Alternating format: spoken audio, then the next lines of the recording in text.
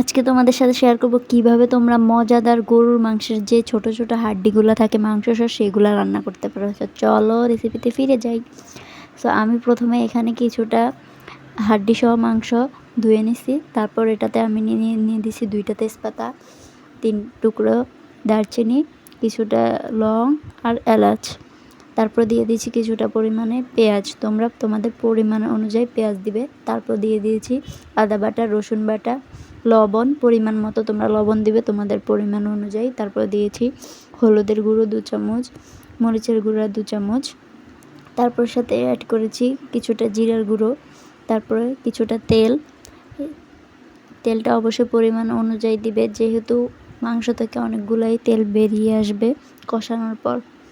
তো এখন আমি এগুলাকে সুন্দর করে মেখে নিব। সো মেখে তোমাদেরকে দেখাচ্ছি। দেখো আমার মাখা অলরেডি হয়ে গেছে, কতটা লোভনীয় লাগছে। ভালোভাবে অবশ্যই মাখবে যেন মশলাটা মাংসের সাথে ভালো করে মিক্স হয়, না হলে কিন্তু তোমাদের মাংসটা খেতে একদমই ভালো লাগবে না। আর তোমাদের হাতে সময় থাকলে কিছুক্ষণ মেরিনেট করে রাখবে। যেহেতু সময় ছিল না আমার হাতে, তাই আমি মাংসটা বসিয়ে দিয়েছি। বসানোর পর দেখো এখানে একটু কষানোর পর অনেকটাই পানি চলে এসেছে। এখন আমি এই পানিতেই মাংসগুলো ভালোভাবে কষাবো। কিছুক্ষণ কষিয়ে নিবে।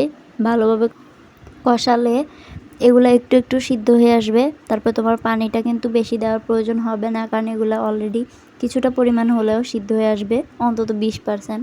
দেখো আমার এগুলা কিন্তু কষানো ডান। আর দেখো লাল লাল তেল বেরিয়ে আসছে, এরকম যেন তেলটা উপরে উঠে আসে ততক্ষণ পর্যন্ত কিন্তু তোমরা কষাবে। আর মাংসটা যেন একদমই লেগে না যায়, লেগে গেলে তোমার মাংসের স্বাদটা একদমই নষ্ট হয়ে যাবে। সো এখন এই পর্যায়ে আমি দিয়ে দিব কিছুটা পরিমাণ পানি অ্যাড করব। তোমরা তোমাদের পরিমাণ অনুযায়ী পানিটা অ্যাড করবে যেন এগুলো ভালোভাবে সিদ্ধ হয়। সো আমি আমার পরিমাণ অনুযায়ী পানিটা অ্যাড করেছি। কিছুটা পানিটা অ্যাড করার পর এখন আমি একটু নেড়ে ঢাকনা দিয়ে কিছুক্ষণ কিন্তু কষিয়ে নিব।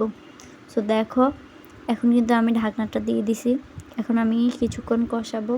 কষানোর পূর্বে এখানে কিন্তু আমি ঢাকনাটা উঠিয়ে নিছি, একটু নাড়া দিব, একটু নেড়ে আবার ঢাকনাটা দিয়ে দিব। একটু নাড়ার ফলে মাংসগুলো নিচেরগুলো উপরে আসে আর উপরেগুলো নিচে চলে যায়।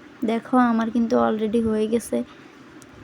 আমি কিন্তু একটু পরিমাণে ঝোল রাখবো, যেহেতু আমরা ঝোল খেতে পছন্দ করি। তোমরা যদি না পছন্দ করো তোমরা কিন্তু এটাকে একদমই শুকিয়ে নিতে পারো, তোমরা তোমাদের পরিমাণ অনুযায়ী নিতে পারো। সো আমি একটু ঝোল রেখেছি। দেখো কতটা লোভনীয় লাগছে। তো তোমরা কিন্তু ভালোভাবে রান্না করে নেবে যেন মাংসটা সিদ্ধ হয়ে যায়। তোমরা তোমাদের পরিমাণ অনুযায়ী পানি দিবে। সো দেখো আমার এখানে হয়ে গেছে। এখন আমি তোমাদেরকে পরিবেশন করে দেখাবো। সো চলো দেখো ফাইনাল লুক কতটা লাল লাল হয়েছে। এরকম লাল লাল মাংস, হাড্ডি সহ যে মাংসগুলো থাকে গরুর মাংসের ভিতরে দেখবে ছোট ছোট হাড্ডির সাথে কিছুটা কিছুটা মাংস থাকে। ওই হাড্ডিগুলোই কিন্তু আমি রান্না করেছি। যেহেতু সবাই মাংস থেকে বেশিরভাগ কিন্তু হাড্ডিটা খেতে পছন্দ করে। সো এটা সবাই সব ঘরেই দেখবে অনেক, মানে গরুর মাংসের যে হাড়গুলো ওগুলো খেতে সবাই অনেক বেশি পছন্দ করে, মাংসর থেকে ওগুলো বেশি পছন্দ করে। তো তোমরা কিন্তু আমার রেসিপিটা বাসায় ট্রাই করবে আর অবশ্যই আমাকে জানাবে কেমন হয়েছে। তো আজকের মতো এখানেই শেষ। আল্লাহ হাফেজ।